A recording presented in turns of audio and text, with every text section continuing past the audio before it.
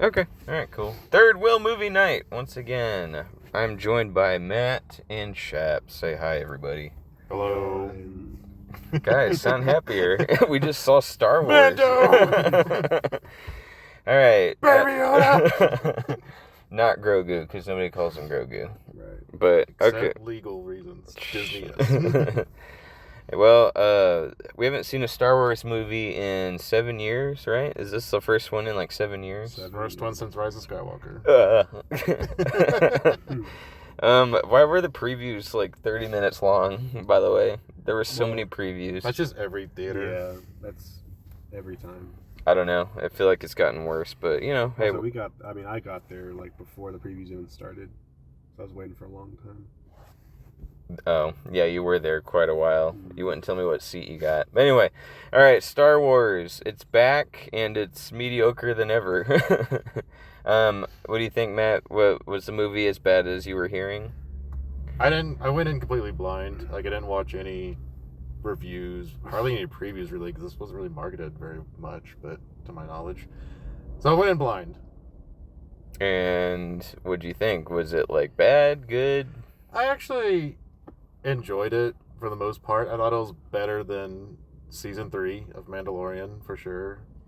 Plot wise, we'll get into that. Yeah, I guess we should say spoilers, shouldn't we? What do you think? Yeah, why not? All right, guys, spoilers, because we're probably just gonna talk about the whole movie. But I guess we can talk about what the movie does well, because it does have some problems, but I don't think it's as bad as I think a lot of critics are making it out to be. Rotten Tomatoes score not so good, projected to make less than Solo, and I don't know, That's like, a pretty low bar. Yeah, I mean, it was Solo, so. But Shaps, what were the good things you liked about it? There you go. Thank you. I certainly had the wrong direction.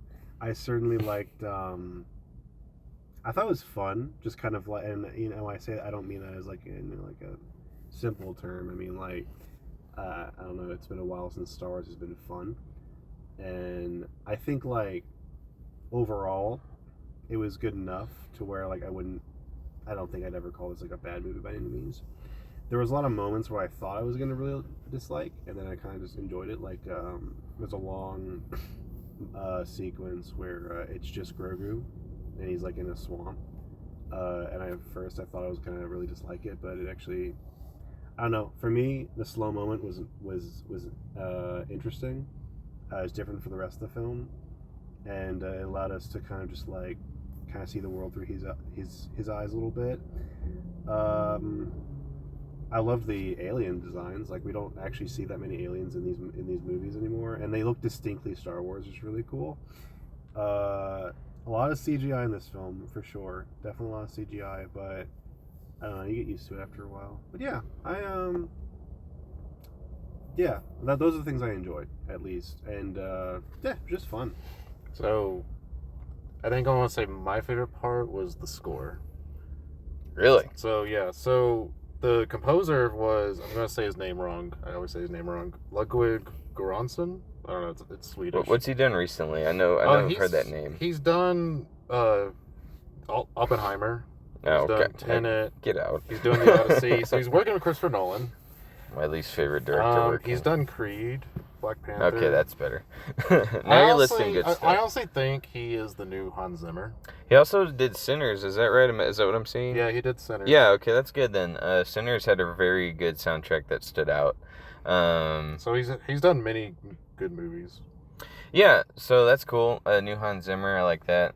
I didn't notice any songs in this one that stood out to me. There's obviously the Mando theme song, but I was actually specifically listening for a song that really stuck out to me. I kind of like when they made the Mando theme kind of techno. Mm-hmm. I thought that sounded good. They did a couple variations of the Mando theme, I noticed. Or, yeah. I noticed at least one. But I think I also, so like I said, spoilers, there's a scene where Mando's got like a last stand.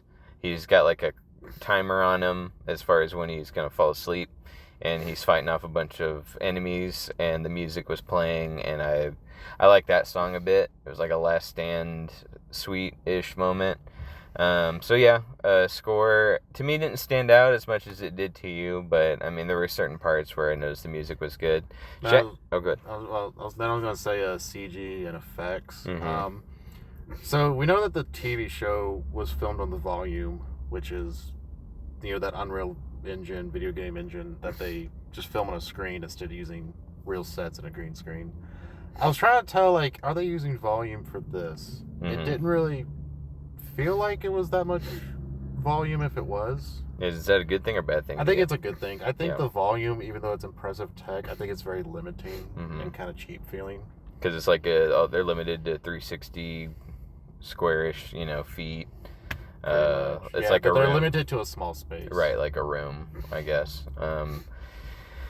But I think that again, this is kind of spoiler territory, but like the fight ring, I Mhm. feel like that was a big CG slop fest. To be honest. Yeah. That kind of threw me out of it.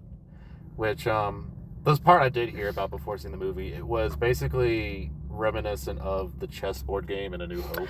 Yeah, actually, I was going to say that. So Shap's brought up creature designs. I like that because the one thing Jon Favreau did well with fleshing out the world was like the weird creatures, the weird cultures, the weird mannerisms of them. And it's like you said, in A New Hope, you see Chewbacca playing that chessboard and it's got weird creatures on it.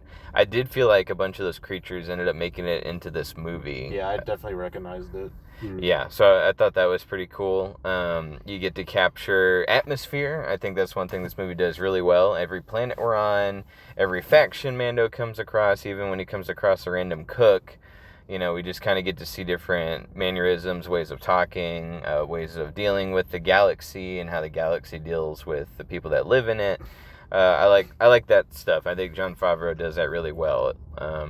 The robots I thought looked good. Those big ones, they looked like stop motion, which was interesting. I actually like that because instead of them how like regular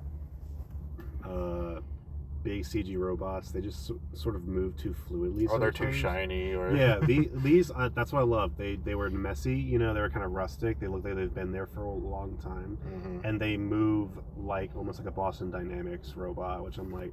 I really like that. It's very rigid. Yeah, big robots need to be clunky. Yeah, industrial. I'm like, and then like, again, even those big robots like the droids, they obviously actually the droids in this film, like the battle ones, it pretty obvious they all have like they're not all just the regular battle droids from like Clone Wars. They all have like bits and pieces, almost like Frankenstein together. Yeah, which is really cool.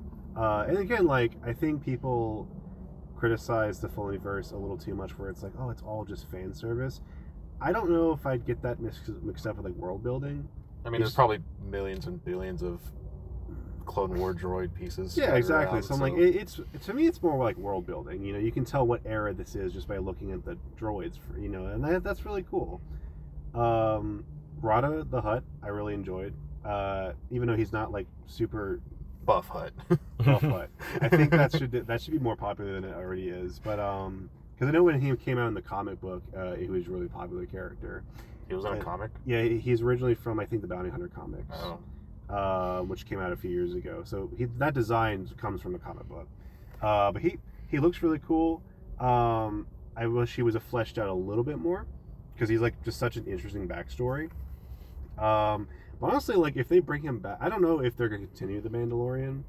I think this would be kind of a cool, like nice, sweet little send off if they don't use him again. But if they do, I'm like, I don't mind Rada coming back. That's kind of cool. Like, imagine like because like the show, and I thought of it while I was watching the movie. Is like, remember how it was actually a genuine surprise when Baby Yoda showed up in the show, episode 1, I think, or 2, or whatever.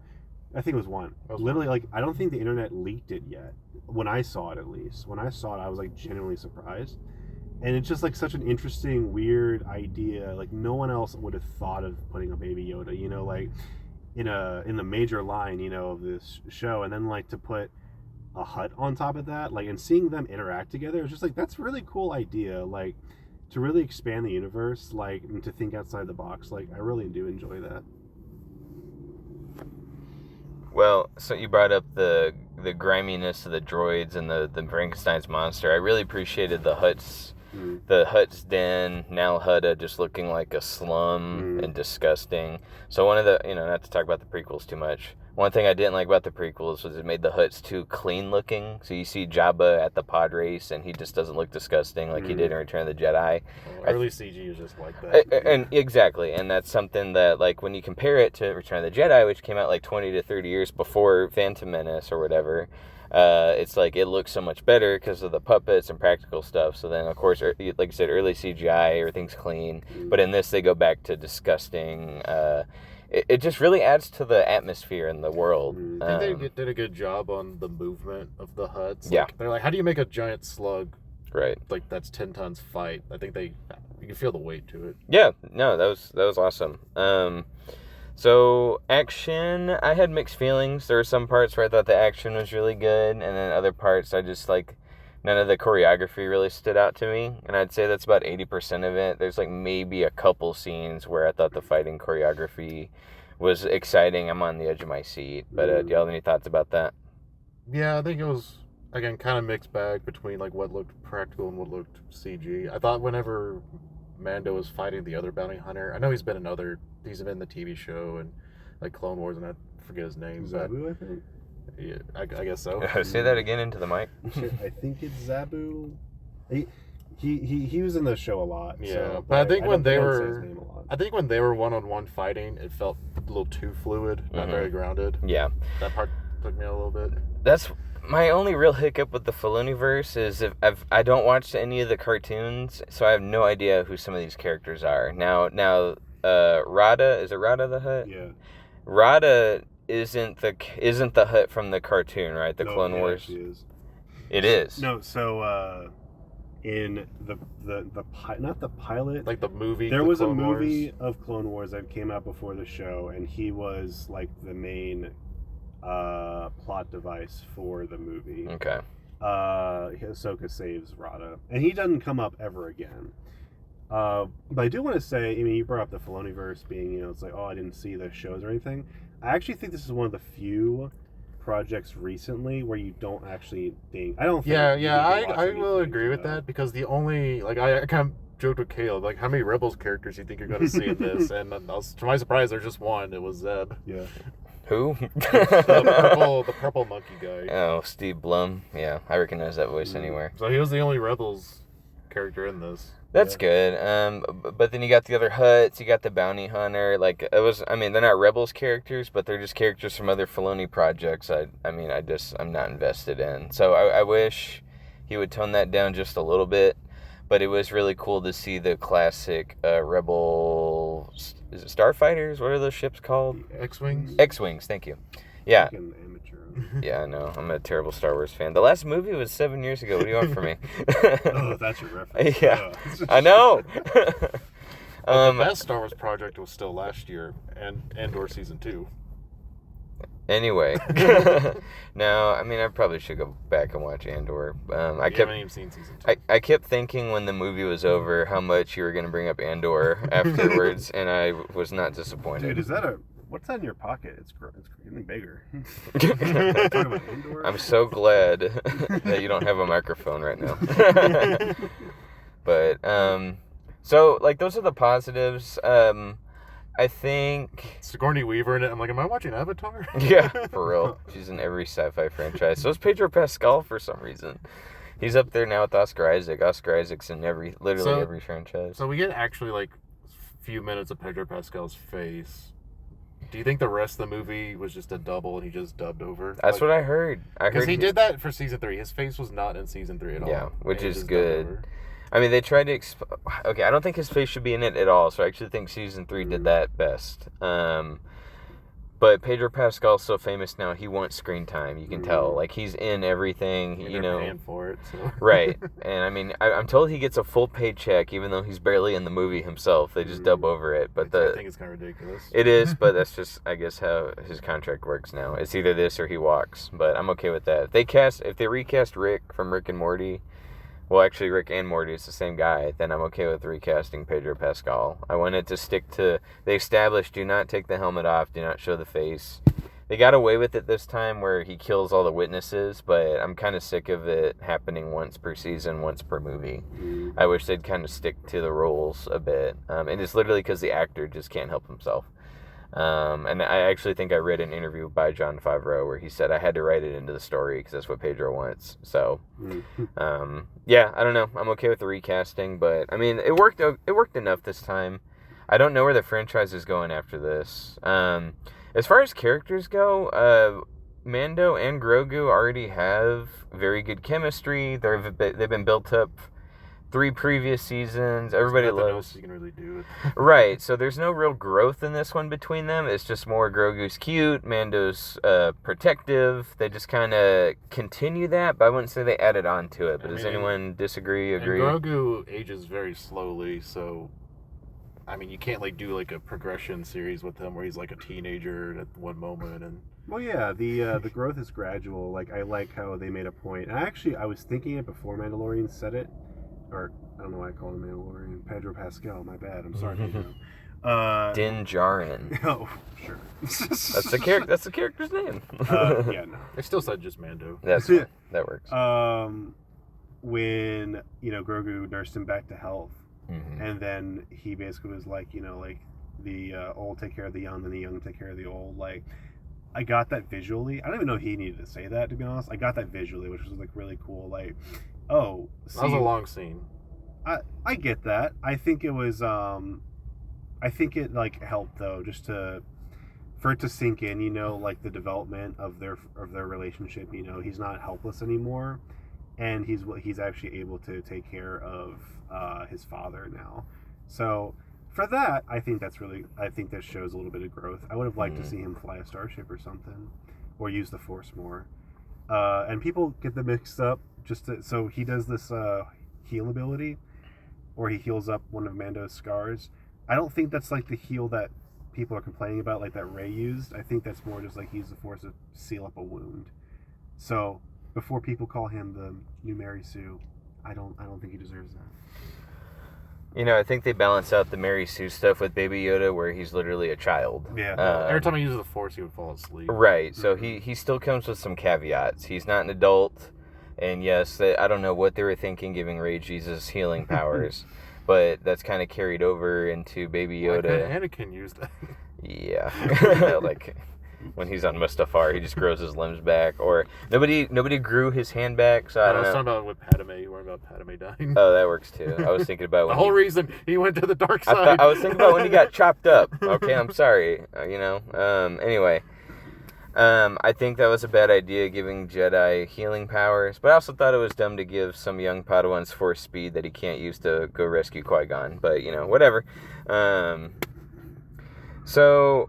Yeah, I'll give you that. It was cool to see Grogu be able to take care of himself. I don't think he could have done that in season 1. He was able to, like you said, sew up a wound.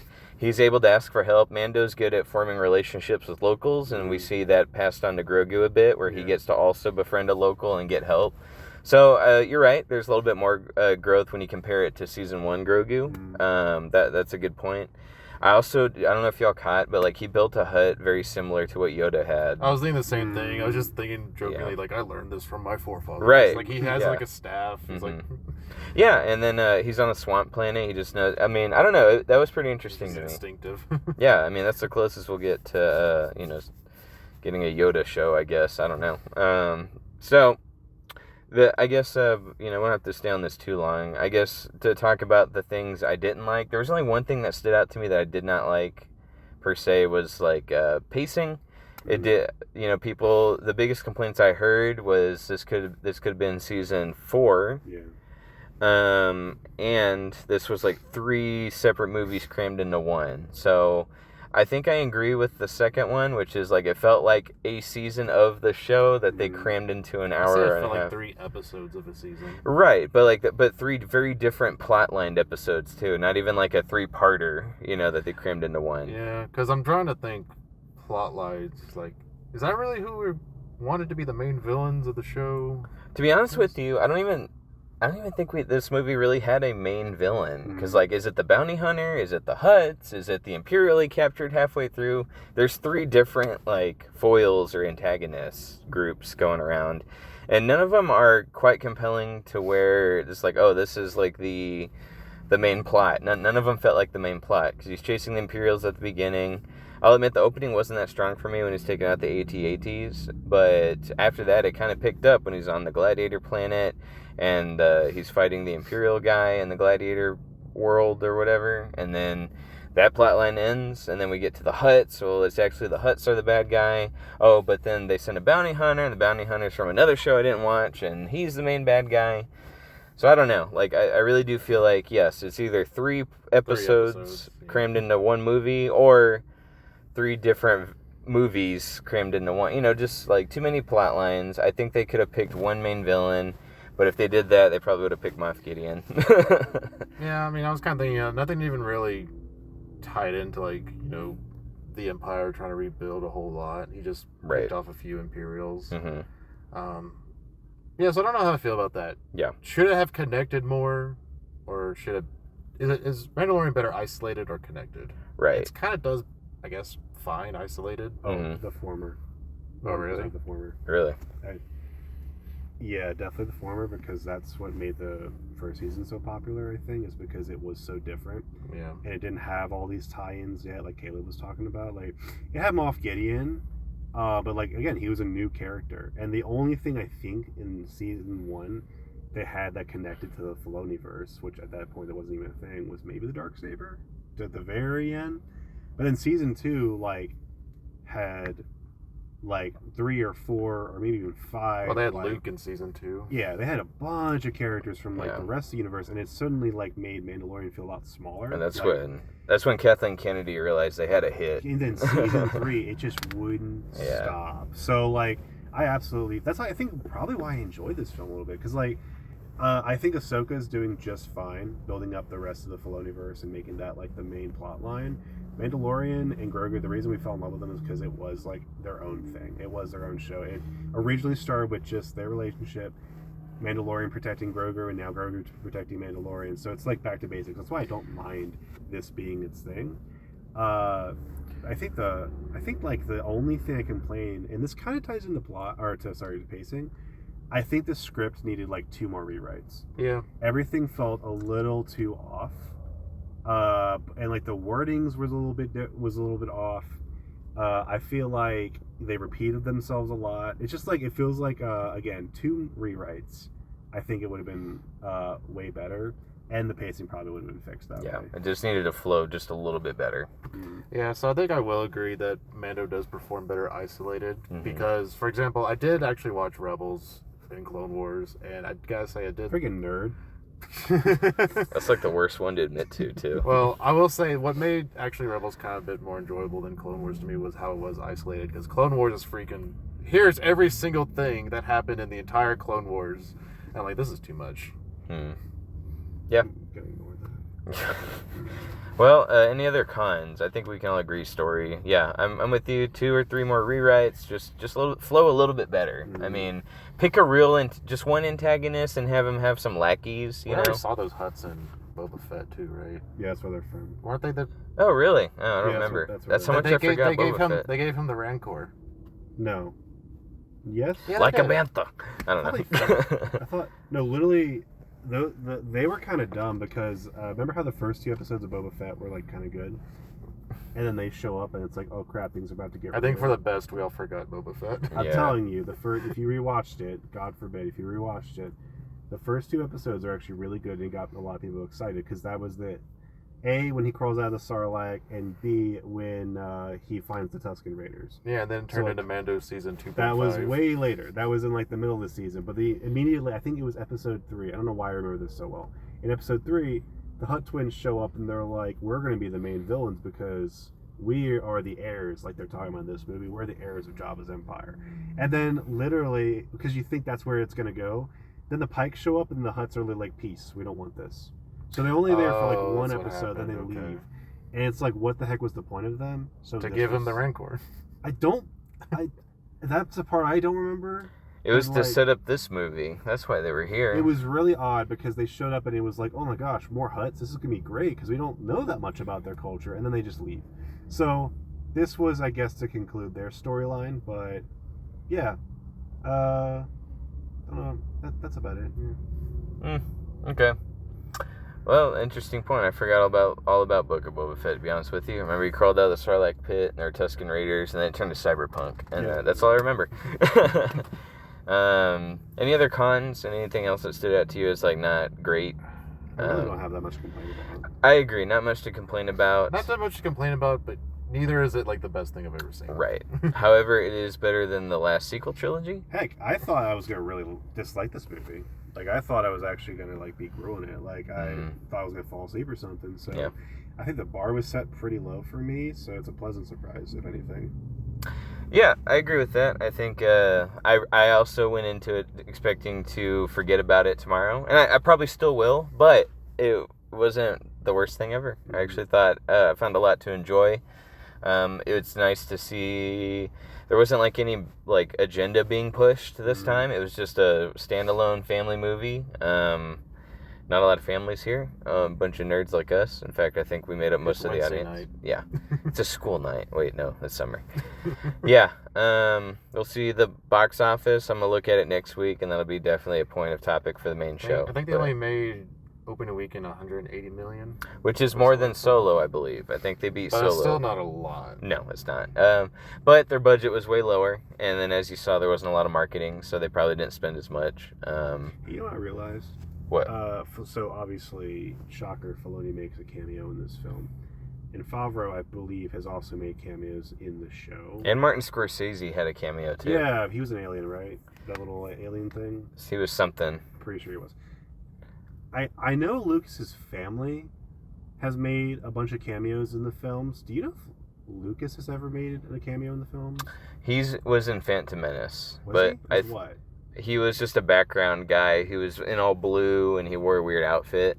It was either Phantom Menace or Attack of the Clones. He's in one of those as a cameo. Okay. You'd have to look. I thought that was one of his family, because I know his family members did all that, but alright, maybe. That's but cool. I kind of hope there's, like, before he dies, some sort of nice send-off, kind of like a Stan Lee thing. I don't know. Weird thought, because I keep seeing these director cameos. I'm like, come on. I really hope there's, like, a nice, like, tribute or something before. I don't know if he's going to die anytime soon, but, you know, he's getting older.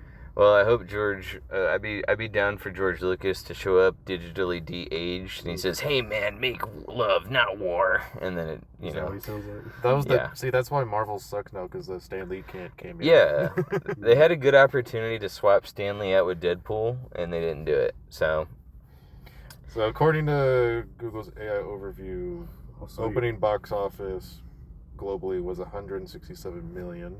nice. The budget was 165 million. I knew that number off the top of my head, So but thank you for looking it up. I guess not bad. No. Usually they want to double it Right, through for their- marketing. For marketing, Yeah. their entire theatrical run. And that's to break even. Yeah. So it's got like almost a $300 million. I know we didn't see a lot of marketing, but that doesn't mean they didn't spend a lot of money on that Super Bowl ad, which And was it is terrible. and it was a holiday weekend too Yeah. to open on. Yeah, so that's pretty not great, but who knows? I mean, maybe people come back the next week, they're word of mouth. We've seen that before, so we'll see. They'll go to Disney Plus immediately soon anyway. Yeah, and then maybe it'll get a second life on that failing service. All right, if nobody has anything else, I think I'm ready to go home and go to bed. How do y'all feel? Let's rate it real quick. I would go ahead and give this one a 6 out of 10. It was good. It wasn't bad, but it wasn't better than season 1 of Mando, which I would give like a 9. But it was leagues better, maybe a little bit better than season 3. But what do y'all think? Yeah, I was gonna give it like a 6.5 out of 10. I'm thinking... Like I said, it was good, not great, not terrible. It was just kind of middle of the road. Yeah. I'm going to give it 5 solos out of 10 Rogue Ones. Wait, what? There's only one Rogue One, and it was terrible. Hell yeah, there was. And it was the best thing ever made. No, it's Andor. Andor's the best thing. All right, I give The it... best Star Wars trilogy of all is Andor Season 1, Andor Season 2, And that's Rogue it? One. No. That's the best trilogy. I hate Rogue One so much. I like this one better than Rogue One, although it was smaller in scope. All right, so Shaps' vote doesn't count. Hey. I give it a 6. Matt gives it a 6.5, which sounds about right. I mean, I'd be willing to round it to 6.5. If I'm feeling a little tipsy. So I don't know. kind of wish I was when the movie Yeah, started. just one shot. Then it would be like a 7.5. But yeah, other than that, it was like you said. They played it safe. Sometimes a little too safe. It didn't really feel like it pushed the story forward. Was this movie on my radar to really go see this year? Not really. I'm still waiting for Dune 3. Keep waiting. That's the movie I'm excited for the most. It's gonna get delayed. No, it's not. Yeah, it's not. I want to see a double feature. I want to see Doomsday. Well, Start low bar with Dune. With Doomsday. Well, And then finish high with Dune. I can't wait. What's the complete opposite happens? I can't wait to review Doomsday with y'all. That's gonna be a heck of a time. I actually think that could make some money back. I don't know if it'll make as much as they're hoping, but And then we got we'll see. Odyssey to look forward to. I'm a little nervous. Yeah, me too. I'm a Christopher Nolan fanboy, but I'm a little nervous about that one. Well, then Thank God Tom Holland's in it. Yeah, Tom Holland's gonna save the day. He's gonna swing in and no way home it. All right, guys. I hope you enjoyed. All 7 of you that paid close attention. Thank you for joining us tonight, and we will see y'all at Dune 3 probably. Say bye, everybody. Bye.